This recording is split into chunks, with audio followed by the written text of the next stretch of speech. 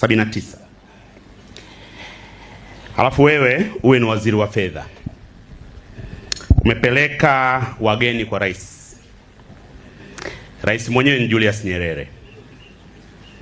Halafu rais hawataki wageni wako.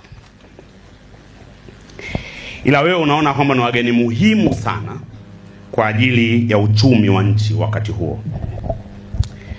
Unajua hali ya nchi ilivyo mbaya kwa sababu umekuwa katibu mkuu wa Jumuiya ya Afrika Mashariki na umekuwa waziri wa fedha. Na rais anakataa, rais ana hasira, wewe una hasira, unarudi ofisini kwako. Waziri mwenzio anakuomba kwamba unaitwa kwa rais kwa ajili ya jambo lingine. Kuna shamba linatakiwa linunuliwe na lazima mlipe fedha taslimu mara moja. Na wewe unajua hazina haina fedha. Unakwenda kwa rais, unamkatalia rais. Rais amekasirika na wewe umekasirika zaidi. Unarudi ofisini. Unaandika barua ya kujiuzulu. Na unatoka kumpelekea rais barua hiyo. Wakati unakwenda unakutana na msaidizi wa rais, Paul Sezigwa. Anakuletea wewe barua. Huisomi. Unaiweka pembeni. Unakwenda kwa rais. Halafu unampa rais barua yako. Rais anakuuliza, barua yangu umepata? Unasema ndiyo, lakini sijaisoma. Rais anapokea barua yako, anakubali kujiuzuru kwako. Huyu ndio Edwin Mtei. Na hiyo ndio Tanzania ya ukomavu, yani maturity, ambao taifa letu lilikuwa limefikia miaka 20 tu baada ya uhuru. Kwamba mnaweza kupishana mawazo bila kuwekeana chuki na mkaendelea kuheshimiana. Ni ukomavu huu ambao uliweka taifa pamoja. Na ukomavu huu ambao sasa miaka 60 baada ya uhuru una mashaka haupo. Na taifa linakuwa kwenye mtanziko. Na huu ndio msingi pia ambao Mzee Mtei aliujenga hata alipoanzisha Chadema. Kwamba zifanywe siasa kwa kupingana bila kupigana.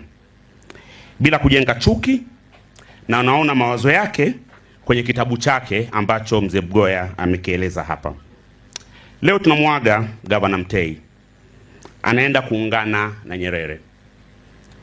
Anaenda kuonana na rafiki zake kina Bob Makani, Victor Kimesera, Brown Ndolilupi, Mama Mary Kabigi na wenzake wengi. Maisha ya Edwin Mtei ni duara lililokamilika. Full life.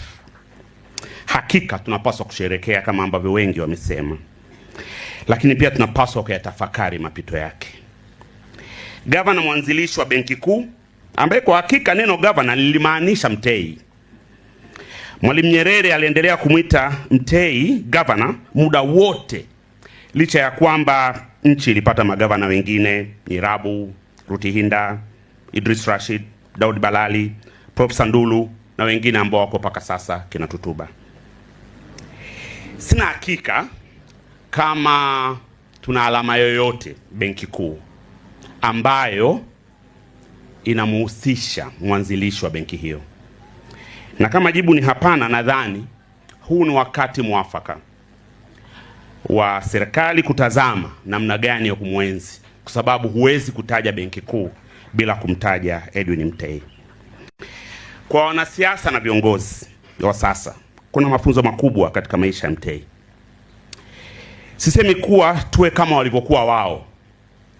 Na kama alivyosema waziri mkuu wa sasa wa Canada na gavana wa zamani wa Canada na Uingereza, ndugu Carney, nostalgia is not a strategy. Ninaamini tutajifunza mengi na Mzee Mtei ametufunza mengi. Sisi ambao tumepita katika mikono yake ni familia, fanya kazi na kina Mashinda, wajukuu wake. Mara ya mwisho nimemuona mzee kwenye birthday ya binti wa mtoto wake. akiwa katika hali ya uzee, lakini alihudhuria birthday ya binti ya mjukuu wake Inga ambaye nimemwona hapa pia. Naamini kabisa kwamba sote kwa pamoja hatuendi kumsitiri tu mzee Mtei, tutayatafakari mapito yake na tutaona namna gani ya kufanya tuwe kama yeye. Poleni sana wanafamilia, asanteni sana. Naomba radhi sana mwenyekiti wangu, naomba radhi sana. Ilibidi kwa heshima ya mzee, maisha yake ni makubwa sana, na hata hivyo nimefupisha nitaka kusema, lakini kingine watu watasoma kwenye mitandao. Asante sana na poleni sana wanafamilia.